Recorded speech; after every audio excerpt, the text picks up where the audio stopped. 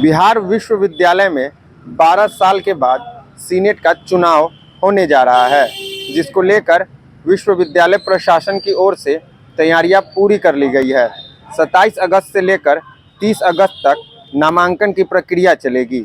वहीं 31 अगस्त को स्क्रूटनी होगा। 2 सितंबर को नाम वापस लिया जाएगा। इसके बाद 3 सितंबर को उम्मीदवारों की सूची का प्रकाशन किया जाएगा। मुजफ्फरपुर, वैशाली, सीतामढ़ी, मोतिहारी, बेतिया, छपरा, दरभंगा और पटना जिले में 23 सितंबर को सुबह 10:30 बजे से लेकर दोपहर 2:30 बजे तक चुनाव होगा। वहीं गया, सिवान, नालंदा, कटिहार, सहरसा और भागलपुर जिले में 23 सितंबर को सुबह 9 बजे से दोपहर 1 बजे तक चुनाव कराया जाएगा। 25 अगस्त को मतों की गिनती होगी और इसके बाद रिजल्ट निकाला जाएगा। करीब 2000 मतदाता मतदान में भाग लेंगे। हाँ, ये सत्य है कि 12 वर्ष के बाद चुनाव हो रहा है और चूंकि यूनिवर्सिटी में नैक होने जा रहा है तो ये भी देखा जाता है। तो नैक के जो अभी डायरेक्टर हैं प्रोफेसर कल्याण झा, इन्होंने इस बात को उठाया कुलपति महोदय के सामने। तो कुलपति महोदय ने इस पर तुरंत निर्णय लिया कि नहीं, ये चुनाव होना है और उस प्रोसेस में आए। तो हम लोगों के जो गार्जियन जो बैठे हैं बगल में, प्रोफेसर अशोक श्रीवास्तव, सचमुच में ये रिटायर किए नहीं हैं, ये इसी के पीछे रहते हैं। हम लोगों को जब ज़रूरत होती है हम लोग जाते हैं, तो हम लोग समझते हैं कि सर्विस में है, क्योंकि इनसे हम लोग सेवा ले रहे हैं। और समझिए कि ये नहीं रहते तो इतना हार्ड वर्क था कि इसका यूनिवर्सिटी में इंस्टीट्यूट भी नहीं अवेलेबल हो रहा था। तो बाहर से मंगा के, फिर किताब से देख के, और 2.5 महीना, हमको लगता है लगभग 3 महीना, जुलाई से हम लोग शुरू किए थे, नहीं गौरव, की जून से प्रक्रिया हम लोग शुरू किए थे और तब ये जाके फाइनल शेप इसका आया है।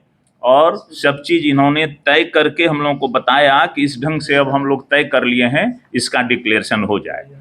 तो यह जो सीनेट का इलेक्शन होने जा रहा है, इसमें 3 कैटेगरी में बटा हुआ है मेरा यूनिवर्सिटी।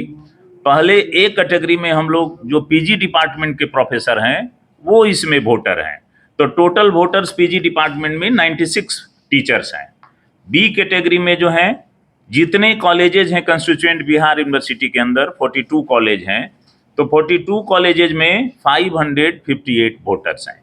फिर आपको सी कैटेगरी में हम लोग रखे हैं जो टेक्निकल और एफिलिएटेड कॉलेज है। तो इन सारे कॉलेजों के जो वोटर्स इसमें आए हैं, जो फिगर आया है वह 1401 टीचर्स जो हैं इसमें वोटर्स हैं।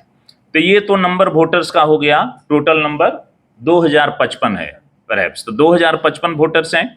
अब इसका यूनिवर्सिटी के वेबसाइट पर हम लोगों ने अपलोड कर दी है, जो अभी प्रोफेसर कल्याण झा ने कहा और आप लोगों ने देखा भी, सबको मिल गया है। इसके बाद अब इसका एरिया कितना है, तो सारे वोटर्स जो हैं 14 डिस्ट्रिक्ट्स में पूरे बिहार में हैं। तो इसमें से कुछ डिस्ट्रिक्ट्स जो हैं दूर के भी हैं। तो दूर वाले जो डिस्ट्रिक्ट हैं उसके लिए हम लोग 2 ढंग से निर्धारण किए हैं कि कैसे वहां पोलिंग हो। तो दूर के डिस्ट्रिक्ट में आते हैं गया, सिवान, नालंदा, कटिहार, सहरसा इन भागलपुर डिस्ट्रिक्ट। तो यहाँ हम लोग जो टाइम दिए हैं, इलेक्शन का डेट तय है 23 सितंबर को, 23/9/2024 को इलेक्शन होगा।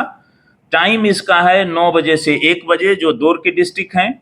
नज़दीक के जो डिस्ट्रिक्ट हैं उसका जो है टाइमिंग है 10:30 से 2:30, और नज़दीक वाले में मुजफ्फरपुर, वैशाली, सीतामढ़ी, मोतिहारी, बेतिया और छपरा, दरभंगा, पटना डिस्ट्रिक्ट है। तो ये तो हो गया टाइमिंग। अब नॉमिनेशन किस दिन से होगा, इसके रिटर्निंग अफसर रजिस्ट्रार होती हैं यूनिवर्सिटी के, आपको वहीं से नॉमिनेशन पेपर लेना होगा, रजिस्ट्रार ऑफिस में अवेलेबल होगा। वो पेपर लेके जो भी लोग हैं जिस कैटेगरी में, वो नॉमिनेशन करेंगे।